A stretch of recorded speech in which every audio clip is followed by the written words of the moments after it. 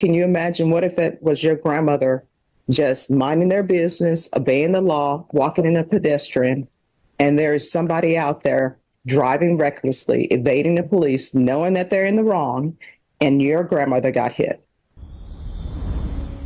Welcome to Courtroom Trial and Truth. They're asking that your punishment be assessed at 20 years in the prison. There's an affirmative finding of deadly weapon. There are no applications. This case will run concurrently with 2024 CR 5218, and they are taking in consideration 2025 CC 005805. And the cause number ending in 19, the state is proceeding on count 1. They're asking that your punishment be assessed at 20 years in the prison. There's an affirmative finding of deadly weapon. There are no applications.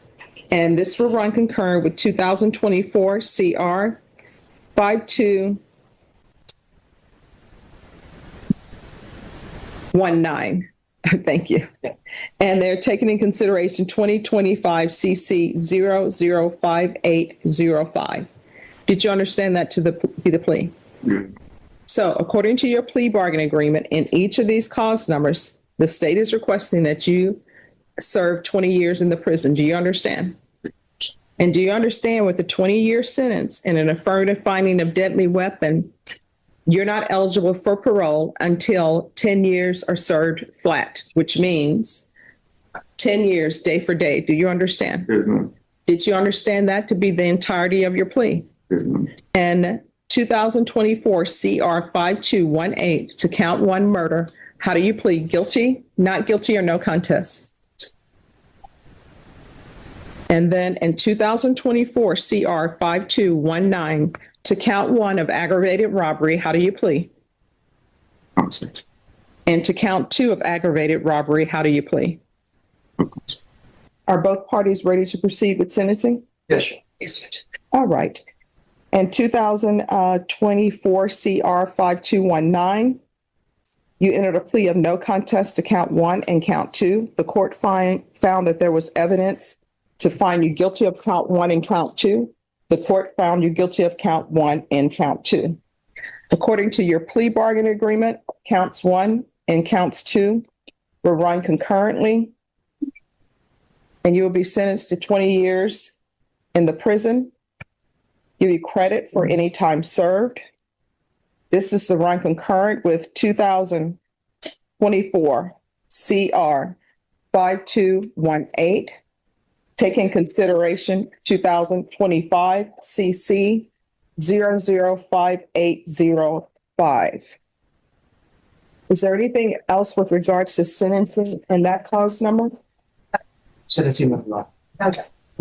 2024 CR 5218, you entered a plea of no contest to count 1, murder. The court found that there was sufficient evidence to find you guilty, and the court found you guilty. The court will sentence you to 20 years in the prison. Give you credit for any time served. This is run concurrent with 2024 CR 5219. And taking consideration 2025 CC 005805. And there's an affirmative finding of deadly weapon. Go off the record. How old are you? All right, you're 18. Any time that somebody serves is a lot of time. Many things can happen at the prison. Do not become institutionalized at the prison. You need to realize that you're where you are now because of your actions. I understand with the murder case, the way it's charged, which is legally a way it can be charged. Because you were evading, you actually didn't hit the person in the crosswalk. The police actually hit that person chasing you, right? And so when you're sitting at the prison, you're probably going to start thinking, I shouldn't be here. Other people are going to start talking to you saying, you should have done this and that. But what I can tell you, that's the law, right? So at the prison, you can still get your education. At the prison, you can get some kind of trade so that when you're released from prison, you have some ability to get work. And it's going to be hard for you to find employment because you've been to prison. That's why you need to learn a trade at the prison. I don't know if they still do welding at the prison or not. I had one client who went to prison. He ended up becoming a welder. And there was such a high demand for welders, even though he had been to prison. When he was released, he ended up making more money than I made as an attorney. All right. So there's something you can do with your life, but you need to start thinking about the people you hang around with and how you find yourself to be in the situation that you're in. You understand? So there are two people who are going to be speaking to you, and this is called a victim impact. So they're going to tell you probably how this has impacted their life. I want you to listen and internalize what they're saying. Okay. So my name is, I'm the eldest daughter of India Watson. She was one of the victims. She was the victim that actually lost her life, a pedestrian crossing the street. My mom was only 47 years old, with 3 kids under the age of 30 and 12 grandchildren at the time. When I received the call of her death, I was 34 weeks pregnant, and my sister was about 26 weeks pregnant. She never had an opportunity to meet those babies. She would never get to see her grandchildren graduate from college. She would never be able to attend my siblings' weddings when those times happen in the future. This has been extremely traumatizing on our family to not only lose her so suddenly, but in the manner she was killed. Some of the family had to witness video footage of the accident. Law enforcement was going so fast on the night she was killed that my mom was hit at a fast rate where her body flew into the air before it landed on the ground. At the funeral, her face had to be reconstructed for us to have an open casket. She had to be fully clothed with gloves. Ears cannot be shown. The woman who raised me that I knew to be my mom, I didn't see that woman physically. She was unrecognizable. While I understand you were not driving a vehicle that collided with my mom, you have a role. The actions you played and the things that you did throughout the day contributed greatly to her death. It is difficult to accept that one day you will walk free and have the opportunity to make new memories with your loved ones. Meanwhile, we are left to pick up the pieces of a family torn apart. There is no sentence that can restore what we've lost. We live with the consequences of your actions every single day. The leniency of your plea deal does not reflect the magnitude of the harm you caused. My hope is that you will use the time not just to serve a sentence, but to reflect and grow into someone who values life and considers the pain and reckless choices that you can put on others. Thank you, Your Honor. Thank you so much. I'm sorry for your loss. Thank you. Ms. Simmons, Yes, Your Honor. Good morning. good morning. You may proceed. Thank you. Thank you for the opportunity. I am the maternal sister of Andrea Watson, and she was the youngest of my mother's 6 children. We certainly did not expect to bury our baby sister at the tender age of 47. There are 5 of us remaining. Andrea had a very large extended family, and she was loved and her life was valued. So it's a great loss to our family. And certainly, as my niece just explained, she had 3 young adult children and now 14 grandchildren. So we have a lot that she left us. But at the same time, those children will not have a grandmother that they can share memories with going forward. This was an unnecessary occurrence. It was an accident, but unnecessary. And I do hope that going forward, this is something that you will think about as you'll have time to visit in prison and think about the impact that you had on a lot of people in our family, certainly. I was very intimately involved in her funeral proceedings. So it was extremely difficult for me. I had a lot of emotional and psychological impact of which I'm in therapy for. And I encourage all of my family to do the same because we have been in great pain for over a year now, and we're still suffering from the loss of our loved one.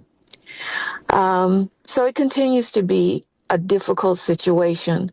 The wounds are reopened each time I revisit the details surrounding her death, and there have been many instances since the funeral that we've had to go through writing statements and other things to try to clarify and close out what has happened here. So, with all that being said, I just pray that justice will be served, and that at some point there will be some light that comes out of this dark, dark space that we were thrust into with the loss of my sister. Thank you, Your Honor. Thank you so very much. And I hope you realize the impact, the negative impact you've had on other people's lives. Because do you have somebody in your family that you love a lot? Who would that be? All right. Can you imagine what if it was your grandmother just minding their business, obeying the law, walking in a pedestrian, and there is somebody out there driving recklessly, evading the police, knowing that they're in the wrong, and your grandmother got hit? So you need to understand their pain. You understand? All right. Good luck to you. Court is calling 2024 CR 008919, State of Texas versus Simon Anthony Hernandez. Can I have parties announced for the record for the state? Defense? Albert Chidas for Mr. Hernandez. And are you Mr. Hernandez? Yes, ma'am. Counsel, have you received all of the discovery and did you review it with your client? I did, Your Honor. Court will find that the state is in compliance with discovery. Mr. Hernandez, did you review the document entitled True Bill of Indictment with your attorney? Did you understand it? Yes, ma'am. Counsel, do you waive the reading of the indictment? We do, Your Honor. State, are you proceeding on the indictment as presented? All right, did you review the document entitled Court Admonishments with your attorney? Did you understand it and sign it in all the appropriate places? Yes, ma'am. Did you understand you're charged with unauthorized use of a vehicle? That's a state jail felony. Range of punishment is anywhere from 180 days up to 2 years in the state jail facility and up to a $10,000 fine. Did you understand? Yes, ma'am. If you have a plea bargain agreement with the state, the court does not have to follow your plea. If for any reason the court does not follow your plea and gives you more than you bargained for, the fact that you entered a plea will not be used against you and you will be allowed to withdraw your plea. Did you understand? Yes, ma'am. Did you understand you have a right to jury trial, a right for you or your attorney to cross-examine and confront any witnesses the state would call in the right to remain silent? Yes, ma'am. Did you understand by entering this plea, you were giving up those rights? Yes, ma'am. And did you intend to give up those rights and enter into a plea in this case? Yes, ma'am. Counsel, has your client been able to provide you with any defenses? He has, Your Honor. Do you believe he has a rational as well as a factual understanding of the charges against him? He does, Your Honor. Do you believe he's currently competent and was legally sane at the time of the offense?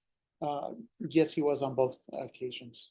Mr. Hernandez, has anyone threatened you, coerced you, or placed you in fear to get you to enter the plea? No, ma'am. Anyone promised you anything other than the plea? No, ma'am. Are you satisfied with the way you've been represented? Yes, ma'am. Are you a U.S. citizen? Yes, ma'am. Court will find that defendant has knowingly and voluntarily waived his right to jury trial. Did you review the plea bargain page with your attorney? Did you understand it? Yes, ma'am. According to the plea bargain agreement, punishment is to be assessed at a cap of 8 months in the state jail facility, and there are no applications. Did you understand that to be the plea? Yes, ma'am. I was trying to figure if I might be able to get 6 months. And Oh, no. So let me stop you there. I'm just going over what the plea bargain for you is. Yes, ma'am. And then your attorney, if he wants to, he can argue for less. So according to this plea bargain agreement you reach, it's a cap of 8 months in the state jail facility. So what that means is that the court could sentence you, if I found there was sufficient evidence to find you guilty, the court could sentence you anywhere from 180 days up to the 8 months. Do you understand? Yes, ma'am. Did you understand that to be your plea? Yes, ma'am. Defense is at the plea? It is, Your Honor. State is at the plea? Yes, Your Honor. Did you review the waiver of appeal paragraph with your attorney? Did you understand it and sign it in both places? Yes, ma'am. Did you understand by signing that you're waiving your right to appeal? The only items that can be appealed are written pretrial motions that have been filed, heard, and ruled upon by the court. Did you understand? Yes, ma'am.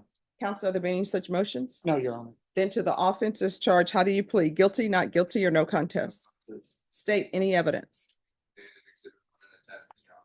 No objection, Your Honor. Did you review the waiver and consent to stipulation of testimony and stipulations with your attorney? Yes, sir. Did you understand it and sign it in all the appropriate places? Yes, ma'am. Again, did you understand you have a right to jury trial, a right for you or your attorney to cross-examine and confront any witnesses that the state would call, and the right to remain silent? Yes, ma'am. Did you understand that today the state will be presenting evidence in the form of witnesses' statements and police reports, but most importantly, there'll be no live testimony? Did you understand? Yes, ma'am. Court will find that defendant has knowingly and voluntarily waived and consented to stipulation of testimony and stipulations. Court will accept into evidence states exhibits 1 and attachments, and the court will review the same. Reviewing states exhibits 1 and attachments, the court will find there is sufficient evidence to find you guilty, and the court will find you guilty. Are you proceeding with sentencing? Yes, Your Honor. All right, anything you wish to say on behalf of your client? Yes, Your Honor. At the time of this offense, my client was homeless, no ID, no job, nowhere to live. What happened was an act of desperation on his part. He knows that. He knows he shouldn't have done what he did. He's trying to get his life back together. It would be helpful if we could keep the sentence at the minimum. The state is at 8, we're at 6. We're asking for 6. He doesn't have an extensive criminal history. He's just a guy who was homeless and saw an open car and got in. Shouldn't have done that. All right, so what is his criminal history? Because of Odyssey, it's a little hard for me to. All right, bring what's it your up. criminal history? I had a possession charge, got dropped in the past. I had a terroristic threat. There was against a public servant, there was a misdemeanor. I also ended up having a trespassing charge, and before that, I think I fell asleep at a swimming pool. I forgot what I was arrested for, but I was arrested for falling asleep at the swimming pool. I didn't find nothing on me, nothing like that. I just was arrested for it. They told me I was resisting arrest, I think it was. Okay. Yes. Any objections to the court reviewing the criminal history? No objection. Thank you.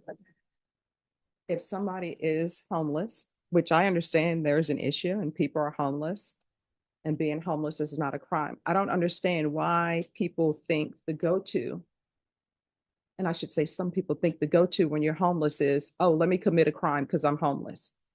And then spare me, I was homeless, so I stole a car. And you stole a car and you drove it and you didn't have identification, you didn't have a license, and you didn't have insurance. I would like to say it's not that I stole a car, I was sitting at a park. I mean, no one told me I could drive it, but no one told me I could. Like it's Oh, okay. I- So, truthfully, it was just there and unlocked. so there was a vehicle there that was unlocked. Was that your vehicle? No, ma'am. Did you pay for it? No, ma'am. Did somebody have a for sale sign on the outside saying anyone who comes upon this vehicle, you have the permission to take it? No, ma'am. I just seen an on car just there, and it was hot outside that day. I really had nothing to eat, nothing like that. So nothing you just going took on. the car? I didn't take it, ma'am. It was still at the place that it was at. Mhm. I didn't go any.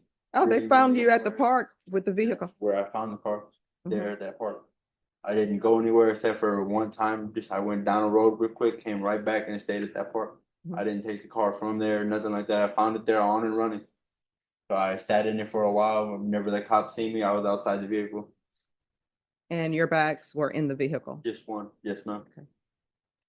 All right, the court will find you guilty. The court will sentence you to 8 months in the state jail facility, give you credit for any time served. Did you review the document entitled Trial Court Certification of Defendant's Rights to Appeal with your attorney? Did you understand it and sign it? Yes, ma'am. Because this is a plea bargain agreement, because I followed your plea bargain agreement, and because you waived your right to appeal, you do not have the court's permission to appeal. Because this is a felony conviction, you're not allowed to own or possess any weapons or ammunition. If you have a question over what a weapon or ammunition is, you'll need to speak to an attorney. Do you understand? All right, we can go off the record. Let me explain something to you. Whose ever car that was, and they have the complainant's name in here, guess what? They go to the store, whether they leave their car with the keys running or whatever, they should be allowed to do that. Should you do that? No. But I'm sure when that person came from wherever they were, they're probably thinking, oh my gosh, did I park my car somewhere else? They're looking for their car. Next thought, was my car towed? But it couldn't have been towed because I parked it in an appropriate place. So that person, let's say that person had an infant with them and they come out and it's hot because you said it was hot. They come out with an infant. No, let's say it's hot. They come out with an infant and their car is gone. Now, guess what? What is that person supposed to do? Oh, I see a car here. There's nobody in it. Let me just take it.